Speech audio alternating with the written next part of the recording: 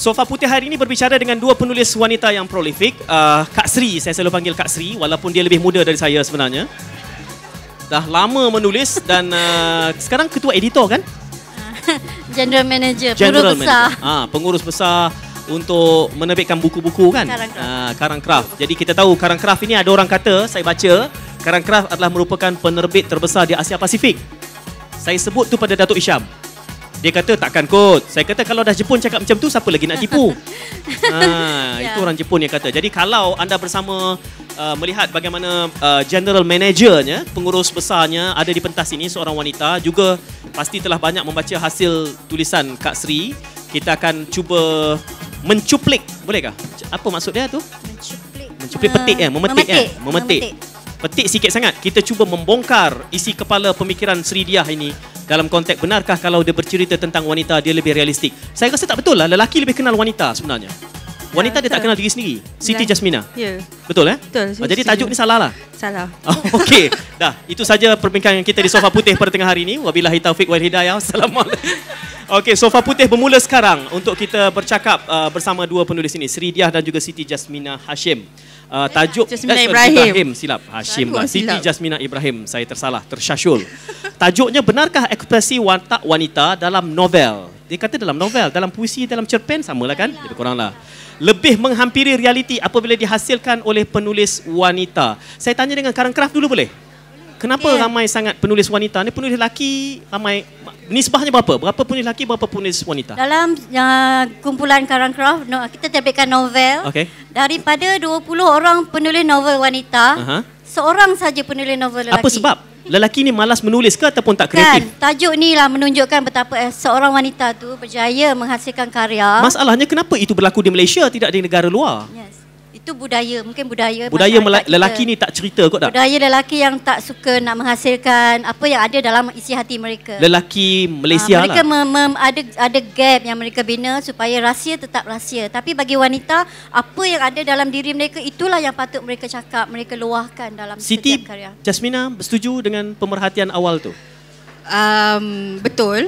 Tapi saya mungkin jawapan saya agak kontroversi sedikit. Okey, silakan. Saya berdebar menantikan. Saya setuju dengan Kak Sri punya pendapat. Tak boleh dinafikan sebab ramai penulis wanita. Dan bukan bermakna penulis lelaki tidak menulis ataupun malas ke apa.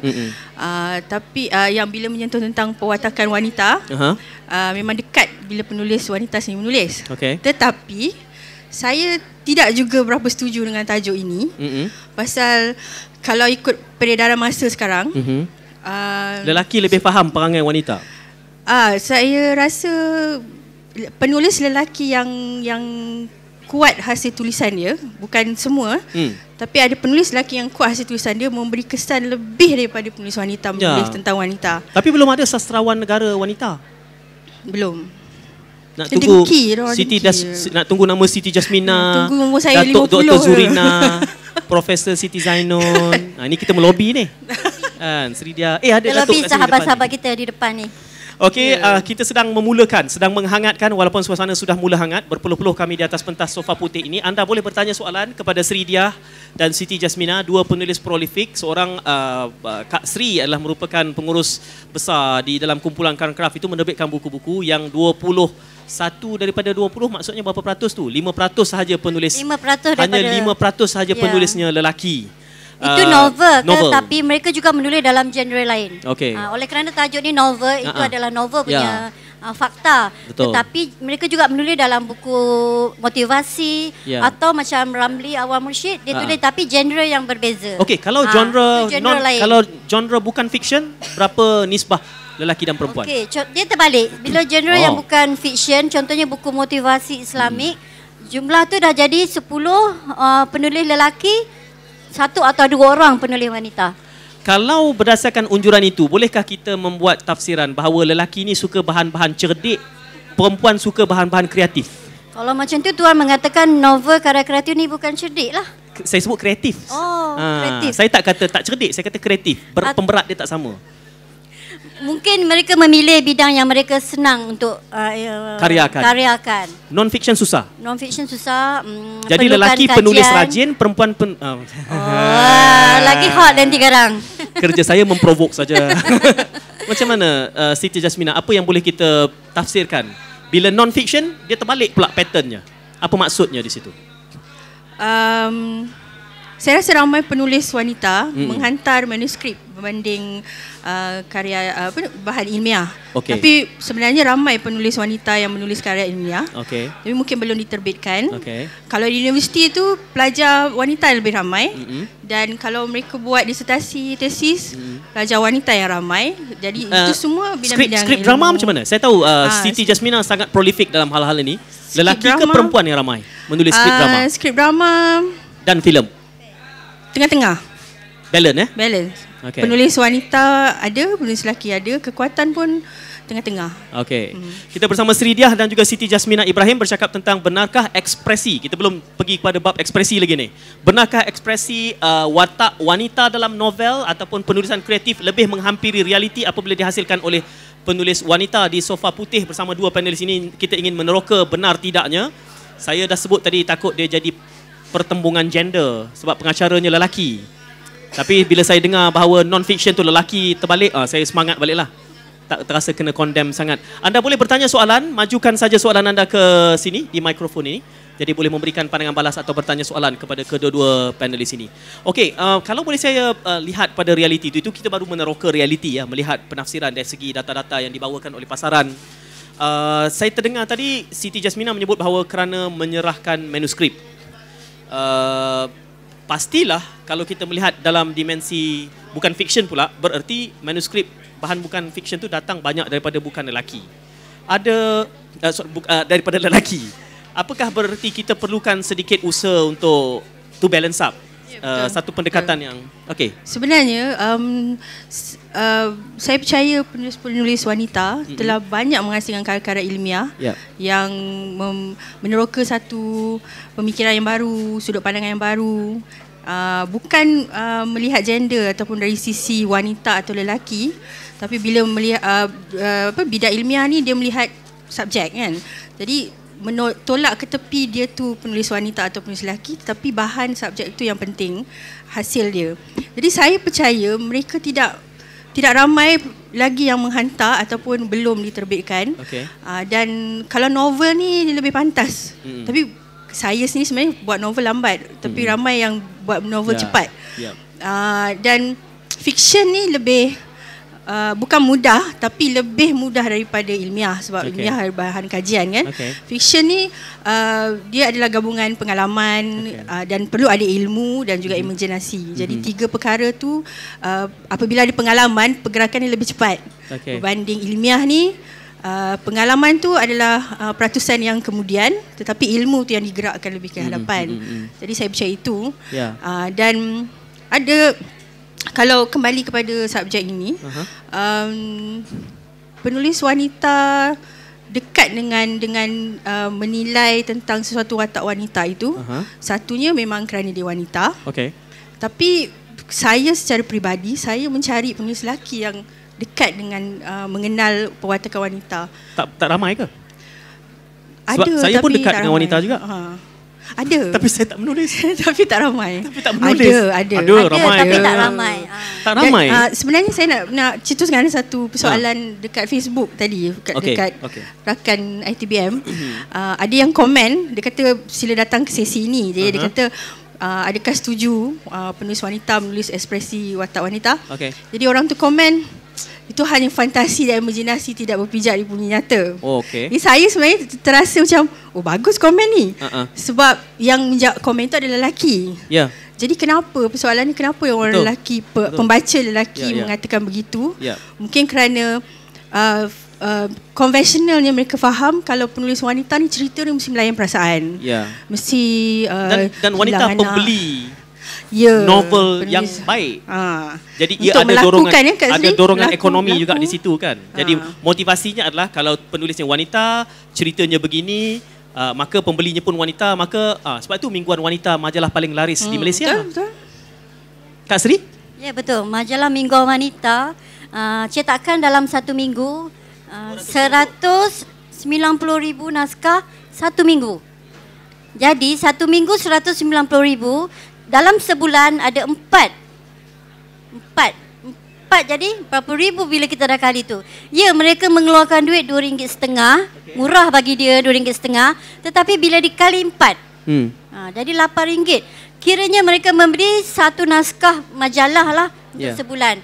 Tapi Karang Craft ni dia pandai, dia runcit-runcitkan harga tu. RM2.50, tak terasa lah. Dan memang bukan wanita saja membeli mingguan wanita, ramai lelaki juga membeli mingguan wanita, hasil kaji selidik, kerana mereka ingin tahu wanita. Lelaki sifatnya susah nak bertanya, segan nak bertanya, ego nak bertanya. Jadi mereka nak tahu sendiri.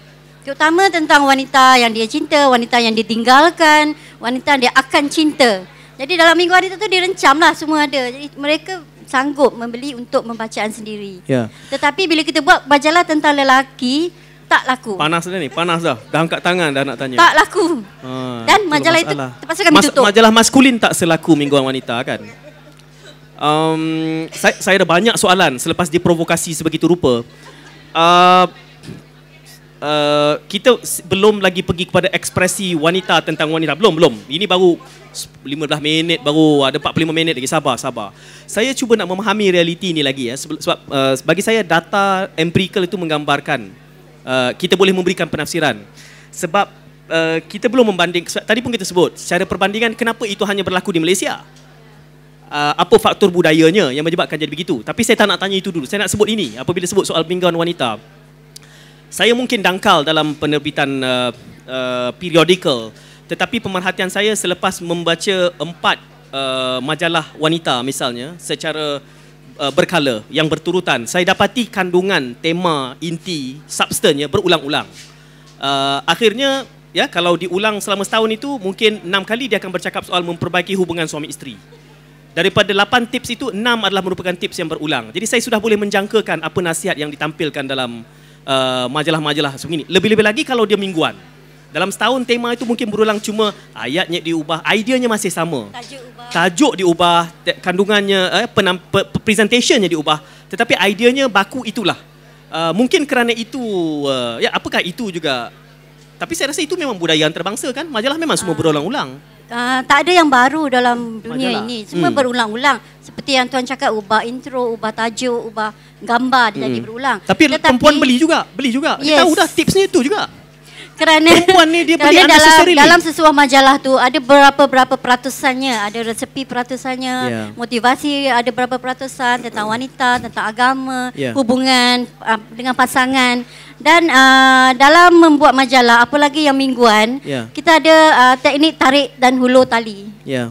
Tu yang saya suka main layang-layang tu. Dan teknik main layang-layang ni hanya laku kepada pembeli wanita.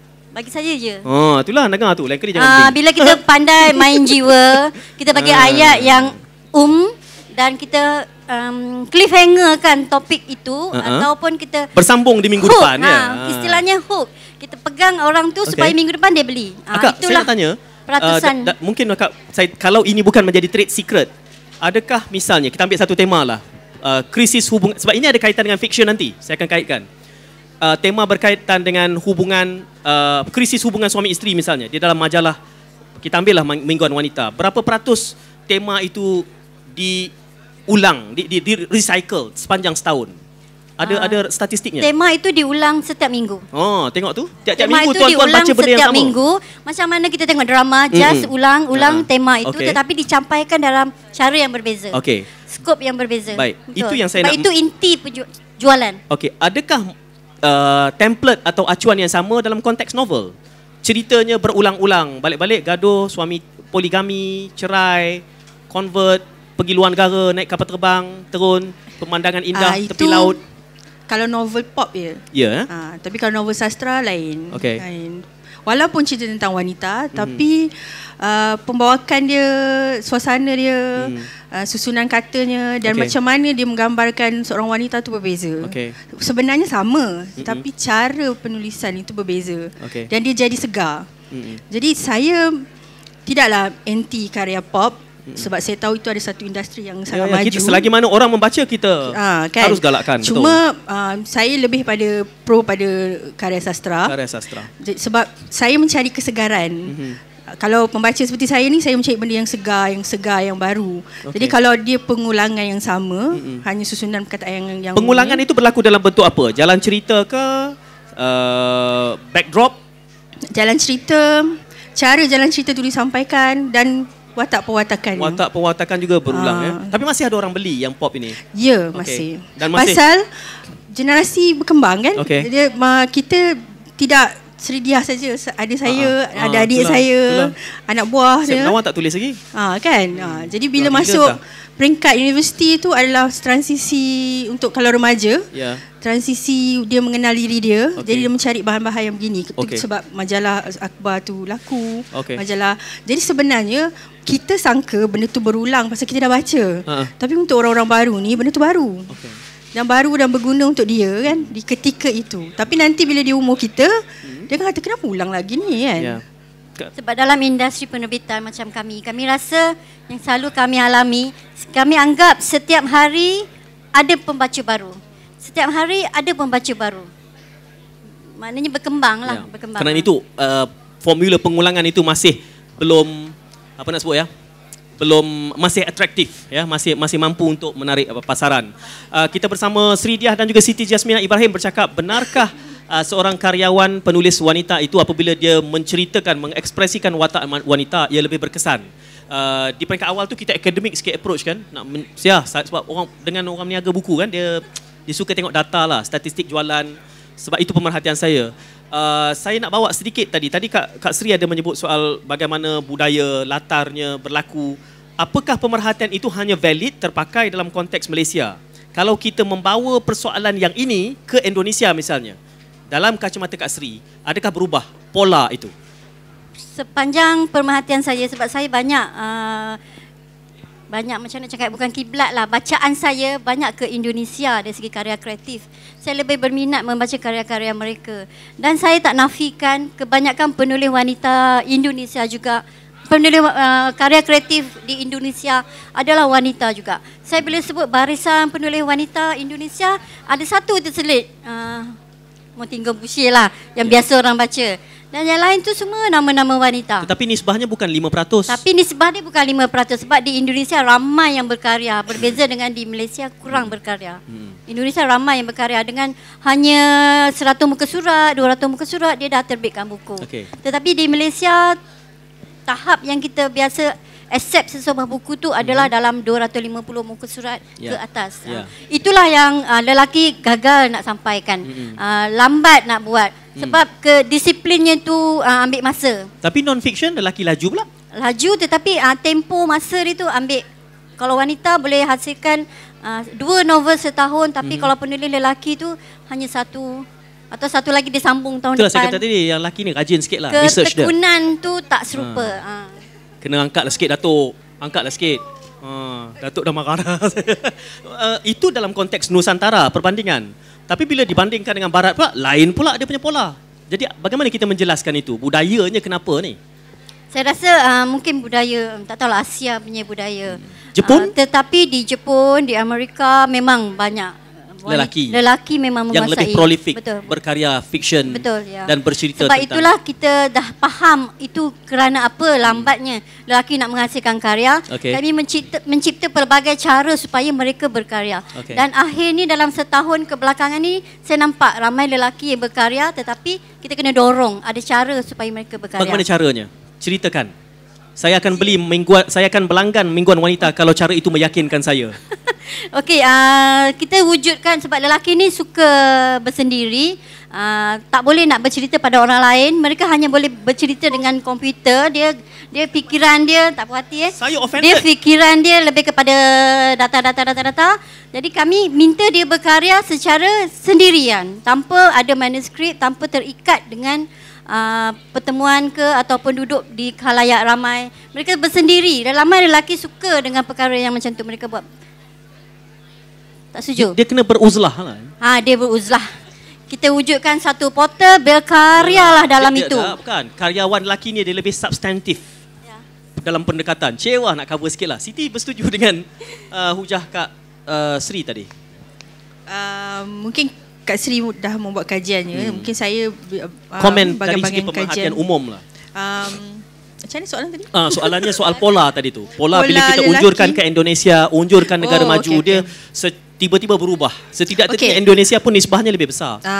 Satunya kita harus tahu faktor penduduk, bilangan penduduk pun memberi kesan juga. Ekonomi lah, dorongan ekonomi ya. Kalau di Indonesia rakyatnya lebih ramai berganda-ganda daripada kita. Jadi untuk melahirkan, untuk mengeluarkan penulis, jumlahnya akan menjadi berganda juga daripada kita. Itu tidak seperti negara China, rakyatnya bermilion. Saya melihat di China pun penulis prolifiknya lelaki. Jadi kelahiran mungkin mereka boleh hidup ataupun mereka mengekspresikan, lelaki di sana lebih suka mengekspresikan dalam tulisan. Tetapi lelaki di sini lebih suka mengekspresikan dari segi kewangan. Maknanya mereka mencari kerja yang kukuh. Secara umum, ini pun tidak ada kajian lah. Saya menganggap rakyat Indonesia itu lebih artistik. Itu pandangan umum saya, tapi harus disandarkan kepada kajian. Kenapa kita timbulkan pembincangan-pembincangan ini? Kerana kita akan membawa kepada tema yang asas. Ini baru mukadimah ni. Jangan rasa itu baru mukadimah. Banyak lagi, dah penat dah. Silakan kalau ada soalan, saya ada banyak lagi soalan, tapi ini bukan pentas untuk saya bersama Sri Diah dan juga Siti Jasmina. Ini pentas kita bersama. Kerana itu sofa ini diwarnakan putih supaya akhirnya bila kita bangun, dia tengok jadi apa kat belakang ni. Kita akan corakkan bersama menjadi warna pelangi, insya-Allah selepas ini. Bersama Sri Diah dan juga Siti Jasmina, kalau ada soalan berkait dengan ini, pengkaryaan wanita dan ekspresinya dikatakan kononnya lebih berbekas kalau ditulis oleh wanita, tentang wanita. Dan dalam konteksnya nampaknya frasa ini mungkin hanya terpakai di Malaysia saja. Agaknya. Kan? Nampaknya macam itu. Tapi kita boleh berdebatlah. Silakan, mikrofon ada di depan. Tolong majukan mikrofon. Boleh terus bertanya soalan. Bismillahirrahmanirrahim. Assalamualaikum warahmatullahi wabarakatuh. Dua orang sahabat saya, Puan Sri, Kak Sri Diah dan juga Siti Jasmina ya. Saya sebenarnya tertarik dengan judul yang dikemukakan di sini ya. Benarkah ekspresi watak wanita dalam novel lebih menghampiri realiti ya? Ini yang sebenarnya menarik ya, sebab sebagai pengkaji saya nak mendengar daripada penulis wanita sendiri apa sebenarnya ya, sebab berdasarkan kajian selama ini kita membaca karya pengarang lelaki khususnya yang memaparkan watak-watak wanita yang stereotype. Ini stereotypes of women yang banyak digambarkan oleh kebanyakan pengarang lelaki, wanita yang pasif, ciri-ciri stereotipnya ya, wanita yang pasif, yang tidak rasional, emotional ya, yang materialistik dan ada 11 ciri lah yang disenaraikan ya, ciri-ciri stereotip. Saya melihat ya yang menjadi mangsa keadaan yang lemah lah, pokoknya semua negatif. Tapi saya melihat di tangan pengarang wanita, imej-imej yang stereotip itu telah direkonstruksi, diubah ya. Jadi wanita memberi sentuhan yang pada saya lebih realistik ya berbanding pengarang lelaki menggarap wanita. Jadi saya nampak wanita yang berupaya menangani permasalahan hidup, tidak lagi irasional, lebih rasional, lebih bijaksana ya. Lebih tidak lagi menyerah kepada takdir, tidak lagi akur dengan nilai-nilai ataupun hal-hal yang tidak wajar yang menyekat perkembangan dan kemajuan mereka. Jadi ini saya kira satu perubahan yang besar yang dahulunya tidak dipaparkan secara realistik oleh pengarang lelaki, tapi sekarang ditangani oleh pengarang wanita dengan lebih dekat, lebih realistik dalam novel-novel mereka. Jadi saya nak tahu dari kedua-dua pengarang wanita ini sejauh mana mereka mengambil ini sebagai satu cabaran ya untuk memaparkan realiti sebenar wanita berdasarkan pengalaman mereka, subbudaya mereka, bahasa mereka, biologi mereka. Ini semua adalah faktor-faktor yang membentuk putika kepengarangan wanita.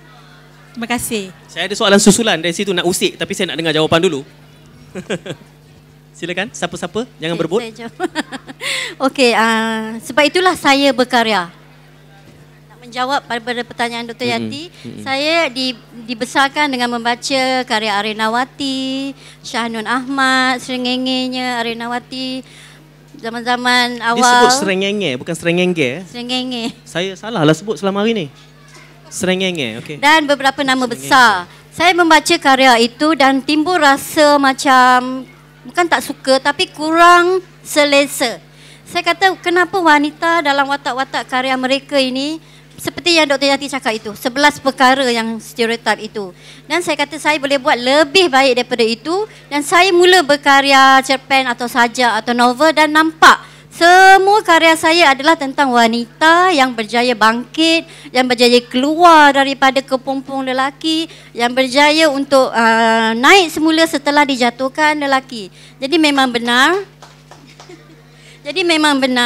Hanya wanita yang mengetahui dan lebih tahu tentang wanita apabila mereka explainkan dalam bentuk kata-kata itu sampai sehinggakan pembaca menangis membacanya dan jadi jatuh geram pada lelaki yang menindas wanita dan jatuh cinta pada lelaki yang mengagungkan wanita dalam watak-watak lah. Jadi saya setuju dengan pendapat Dr. Yati dan kajian itu memang saya faham dan saya ambil itu sebagai satu cabaran apabila saya mula berkarya 20 tahun lalu, 30 tahun lalu. Maknanya trend itu sudah bermula sejak 20 tahun lah. Okey, ini soalan saya soalan perangkap ni. Silakan Siti memberikan komen. Okey, sangat setuju dengan pendapat Dr. Nurhayati. Dan pengalaman saya sendiri sepanjang saya menulis, sejak daripada mula memang saya mengangkat nilai wanita itu keluar daripada klise selagi boleh. Dan dalam masa yang sama saya tidaklah macam bersifat terlalu feminis seperti barat menidakkan hukum lelaki, tanggungjawab lelaki, tetapi saya menyeimbangkan dengan nilai-nilai unsur agama dan morality seorang wanita yang keluar daripada klise-klise wanita yang biasa.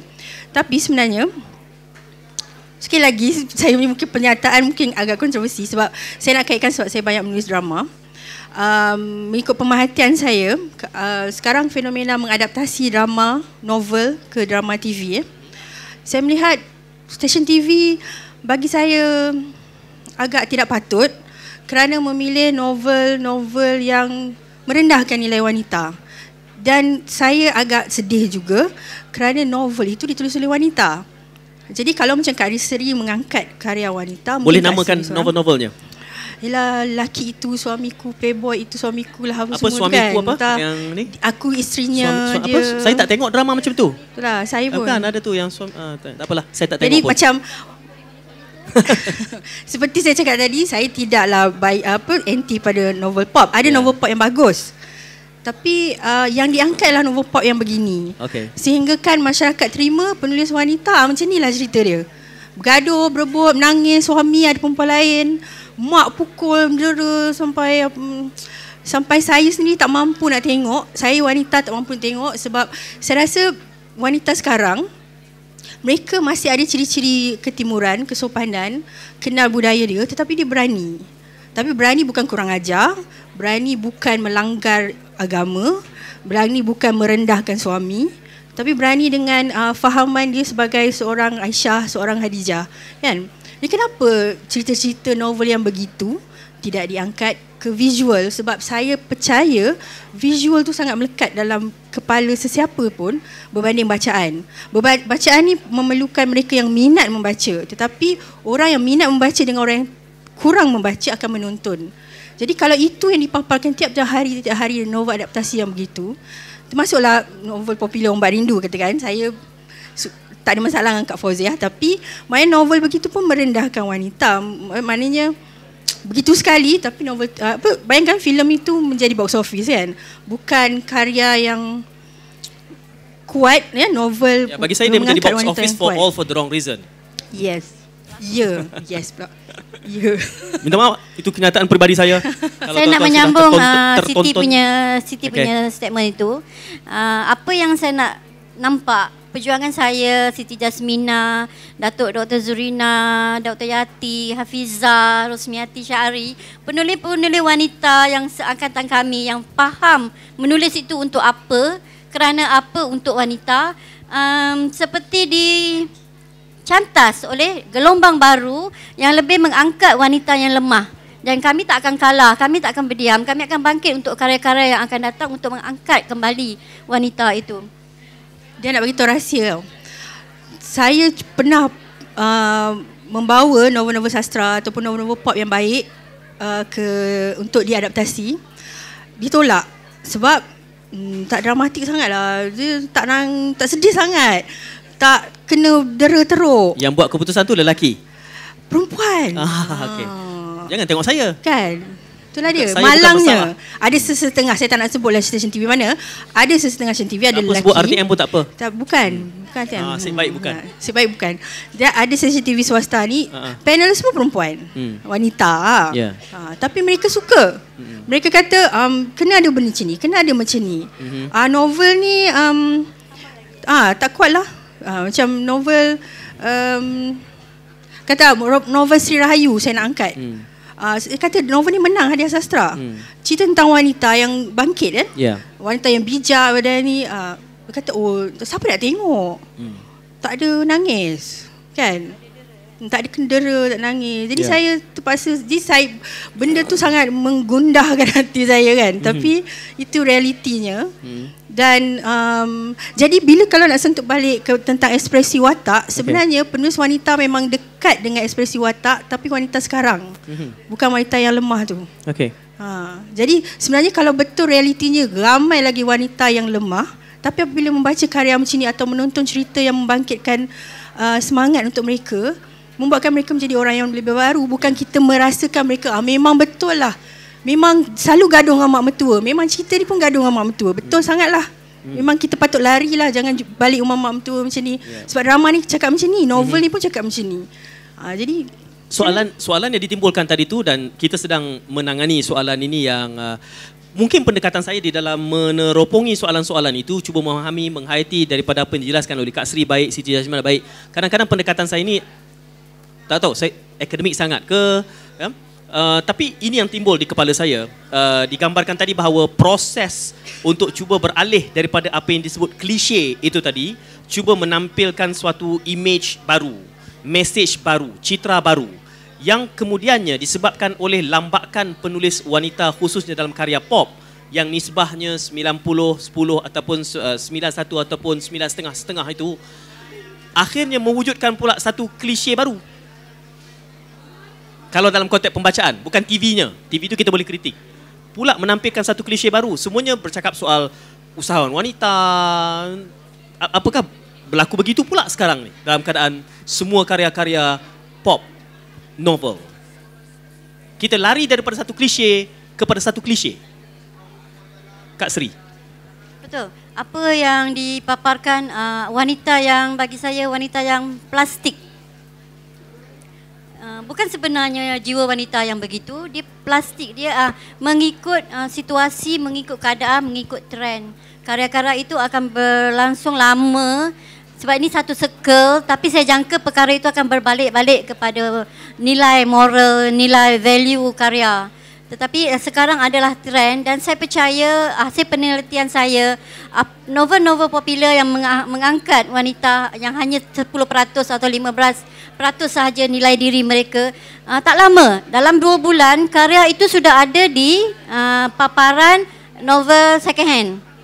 Sudah ada di paparan novel pre-love, kononnya lah istilahnya lah. Maknanya mereka, kita nampak mereka membaca untuk certain period, masa. Dan setelah dapat dan mereka akan let go. Berbeza dengan karya yang besar yang memang memaparkan wanita yang sebenar, kan, kisah hidup wanita, mereka akan simpan. Boleh kita bagi contoh yang mana yang besar, yang mana yang thriller itu? Saya tak berani lah. Nanti kecil hati lah orang. Saja provoke tu saya tahu.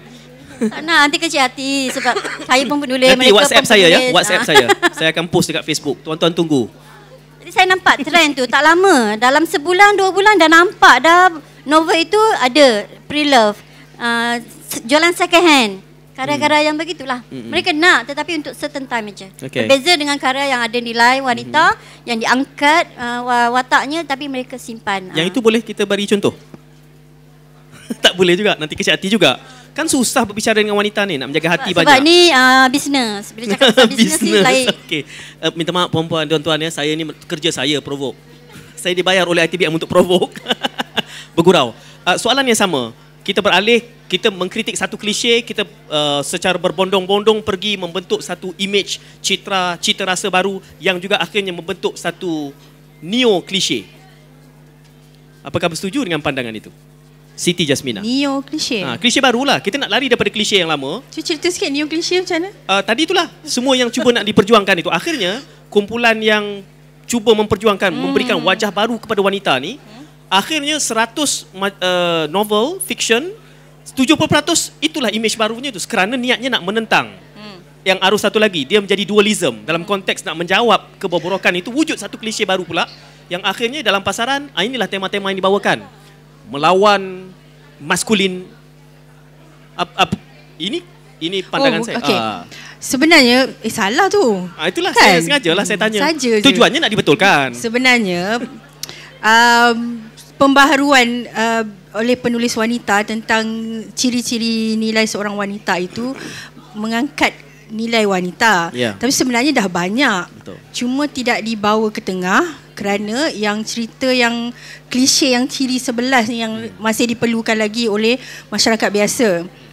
Sesiapa saja pembaca yang mula tersedar ataupun terfikir biasanya cerita ni, maknanya dia dah berada di satu lagi peringkat. Jadi siapa yang membaca cerita yang dia tidak merasa yang itu adalah biasa, maknanya dia masih takut yang mendata, macam maknanya peringkat yang stereotype. Sebenarnya itu yang ramai sebenarnya. Kalau piramid tu yang kat bawah tu ramai. Jadi kalau kita terasa salah satu daripada 11 ciri tu, ini macam dah biasa sangatlah, macam dah tahu ending, kita dah berada di tangga lagi satu. Jadi dia makin kecil, akhirnya dia akan mencari karya agung. Itulah yang saya cuba bawakan. Jadi kalau tadi sebut penulis pun ada satu gerakan baru ataupun aura baru di mana penulis wanita sebenarnya menulis karya-karya yang mengangkat wanita tanpa menidakkan lelaki. Maknanya bukan feminism Virginia Woolf semua tu, itu kita tolak tepi. Jadi sebenarnya dah banyak dalam cerpen, banyak novel di sini semua banyak. Tetapi yang peringkat bawah ni tidak mencari di sini, tidak didedahkan. Itu kerja Karang Craft lah patutnya, sebab dia kerja besar. Karang Craft, kerja ITBM, kerja semua penerbit. Semua penerbit yang mempunyai hasrat untuk mengangkat nilai itu. Sebab ada penerbit yang tidak mahu, dia masih nak kekal yang peringkat bawah ni pasal dia nak laku kan. Ada. Jadi ini kita belum pergi lagi kepada ekspresi wanita dalam karya indie. Dah lah. Belum masuk. Belum spesifik tentang indie lagi.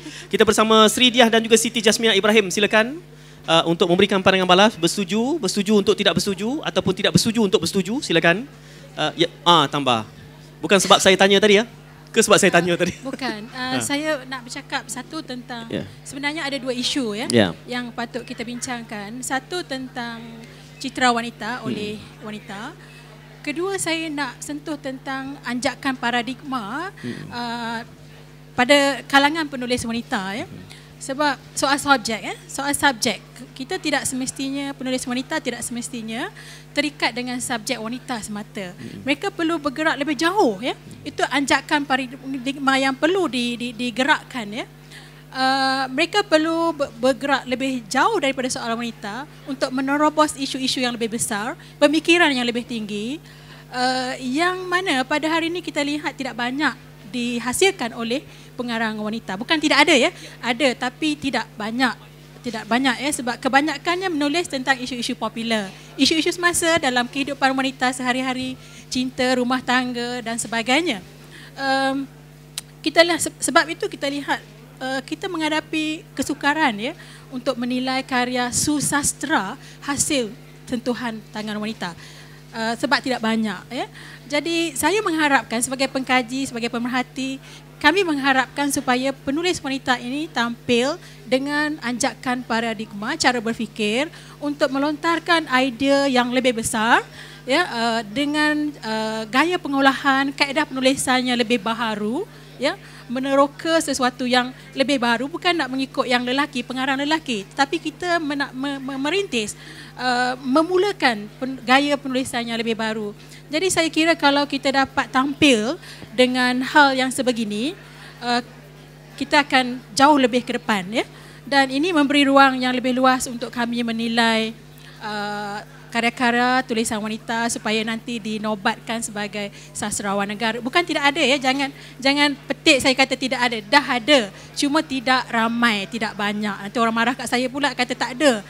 Kita ada ramai sastrawan wanita yang dah meneroka ke situ. Cuma tidak ramai. Majoriti masih menulis hal-hal yang bersifat popular. Memang tidak salah. Saya pun selalu cakap kat pelajar, boleh bacalah. Ini satu pemula yang baik untuk gerakkan membaca. Tetapi jangan terhenti setakat membaca yang popular. Sebab tadi Puan Sri Diah menyebut tentang yang popular ni dia sekejap saja. Saya ingat SM Zakir menyebut sebagai pakai buang. Novel pakai buang. Pakai sekejap lepas tu buang tong sampah. Bukan tong sampah, dijual ya. Sama ada dijual secara murah-murah ataupun maksudnya tak simpan lama lah. Tapi kita mengharapkan bahawa penulis wanita ini berkarya, menghasilkan karya yang tinggi nilai susastranya, lebih ramai lah yang terlibat. Supaya kita lebih bermakna, berperanan dalam khazanah kesusastraan kita, insyaAllah. Saya tak tahu kalau dah ada akronimnya, kita buat je NOPABU. Novel pakai buang. Kan Indonesia suka kan akronim-akronim ni. Kan? Kedai NOPABU ya. ITBM boleh buka ni bawah satu chick lead, ada satu NOPABU.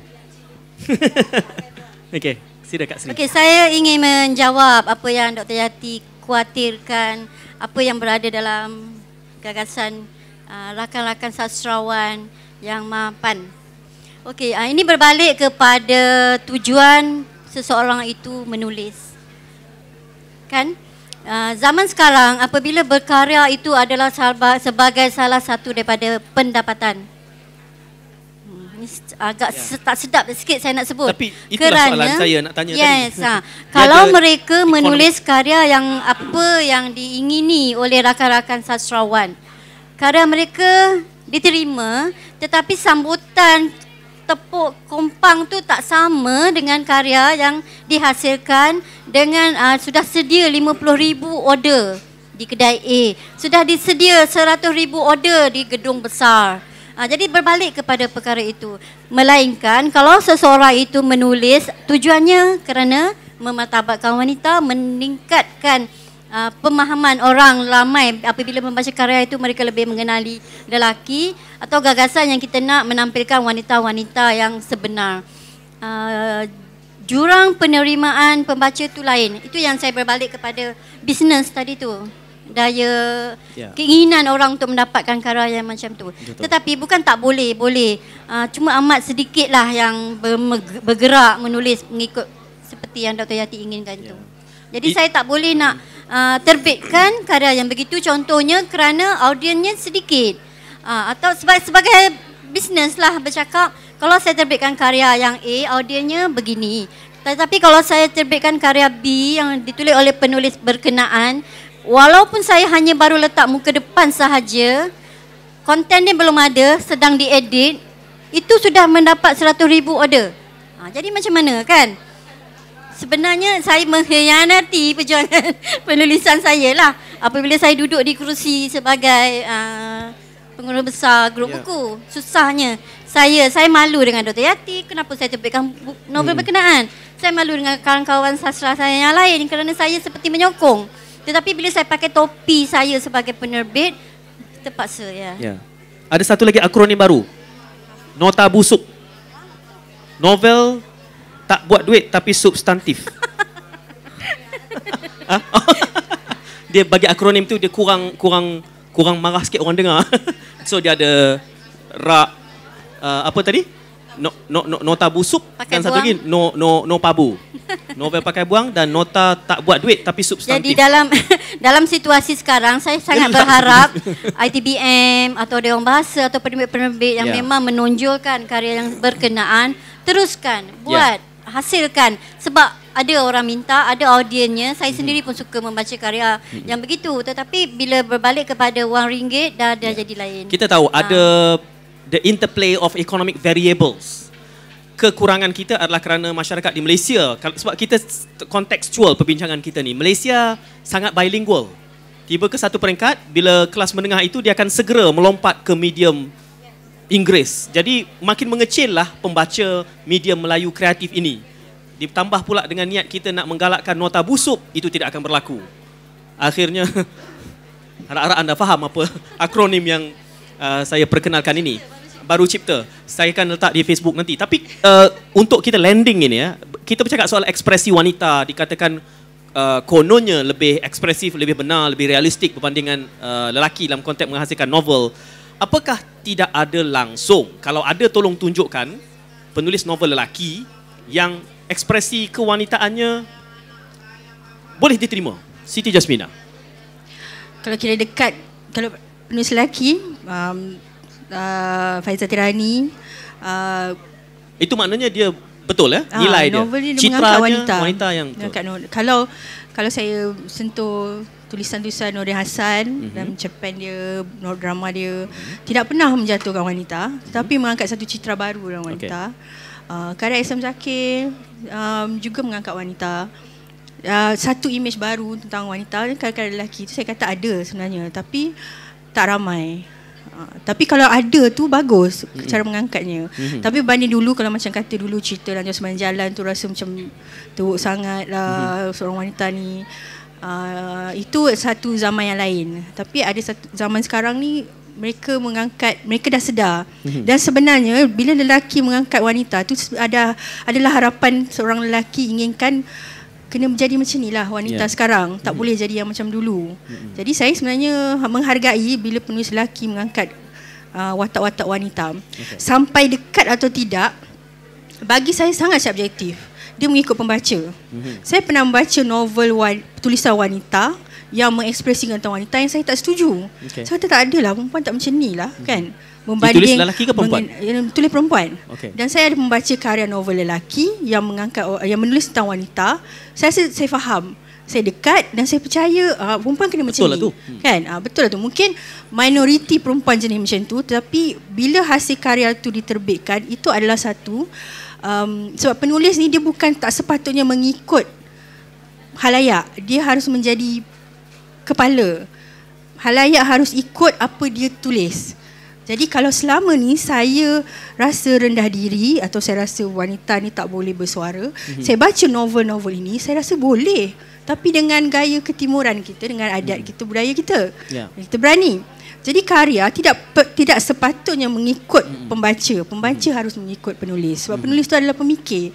Dan saya nak ambil ada satu statement, ada seorang penulis, dia cakap di akhbar, saya tak setuju sebab dia kata menjadi penulis ni mudah. Suri rumah pun boleh jadi penulis.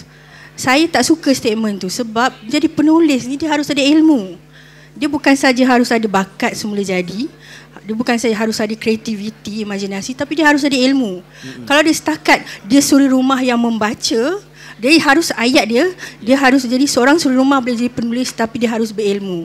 Itu saya sokong. Mungkin dia bertolak daripada niat untuk meramaikan lagi penulis agaknya. Tu yang jadi macam ada akronim baru tu. Tapi bila kita ramai, di situlah datangnya kualiti. Nisbah itu akan berubah. Banyak ini economic variable. Kualiti tu je. Kerana kalau kita tidak memotivasikan orang untuk memula menulis, maka kita akan selama-lamanya terhad dengan nisbah yang. Itu sebabnya ada cara motivasi yang betul, ada cara motivasi yang salah. Untuk motivasi untuk jadi pencuri pun ada juga. Untuk motivasi untuk menjadi pembunuh pun ada juga. Bagi saya selagi dia berniat menjadi penulis, silakan. Tulis dulu. Salah lah. Mula dulu. Tak boleh. Tapi itu tajuk yang lain. Satu jam yang kalau tanya saya, kalau nak motivasi orang jadi penulis, kita harus galakkan penulis tu belajar, mencari ilmu. Belajar tak semestinya masuk sekolah, masuk universiti. Harus banyak membaca. Saya akan mengambil langkah yang berbeza. Tapi Kak Sri ada tak terganggu sikit. Ada tak watak bila kita bercakap soal watak, ekspresi watak wanita, adakah lagi dimensi kewanitaan yang belum tertangani setakat ini berdasarkan kepada budaya, sub-budaya semasa dalam karya-karya pop baik, karya-karya sastra baik yang perlu, belum tertangani tetapi perlu? Ya, bagi saya ada lagi beberapa tema, beberapa sentuhan yang masih belum dicapai untuk dielaboratekan tentang wanita ini, watak wanita.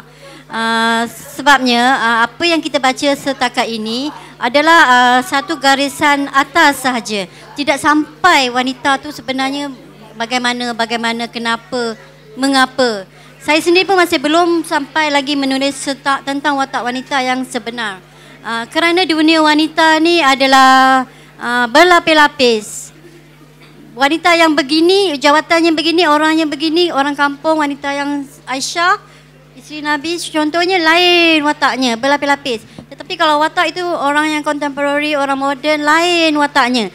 Jadi perkara itulah yang masih belum, saya pun belum dapat membaca karya yang begitu dan belum boleh menghasilkan karya yang begitu. Kerana seperti Jas cakap tadi, menulis mestilah dengan ilmu, mestilah dengan bahan bantu yang lain selain daripada kita mengolah perkataan, selain daripada kita pandai mencaturkan watak kita dalam karya itu. Perkara lain itulah yang perlu ada dan itulah yang kita tak habis belajar. Perkara itu sentiasa ada pembaharuan dan saya setuju apa yang Jas cakap tadi. Ia berbeza dengan karya yang ada hari ini, yang piramid yang di bawah itu, yang banyak itu. Kerana bagi saya itu bukan novel. Itu adalah buku cerita. Cerita. Plot dia entah ke mana, wataknya tak betul, dikembangkan. Ia hanyalah berbentuk cerita lepas ni apa dan bila tutup karya itu dah habis, tak ada apa. Dan itu yang tak lekat, tak ingat. Banyak dah yang membaca tapi tak ingat. Berbeza dengan kalau karya itu lengkap, separuh lengkap ataupun separuh ada apa yang kita cakapkan hari ini. Saya ingat kita boleh simpan karya itu dan boleh sebut betapa jauhnya bezanya antara novel sebenar dan buku cerita. Dan kebanyakan suri rumah yang boleh menulis novel itu, siapa sahaja suri rumah boleh menulis novel, itu adalah bukan novel, itu adalah karya cerita. Itu yang pre-love, selang lagi sebulan dah ada dah kat jualan harga runtuh, harga murah, jualan second hand. Jadi benda tu tak lekat, tak simpan. Novel berbekas dan novel yang tidak berbekas. Kita berikan tepukan kepada Sri Diah dan juga Siti Jasmina Ibrahim. Sofa Putih akan berlangsung lagi saban hari pada pukul 1 setiap hari, insyaAllah, kecuali hari Jumaat kita akan bermula pukul 3. Jadi sekali lagi diucapkan terima kasih kepada dua-dua pembicara di pentas Sofa Putih ini.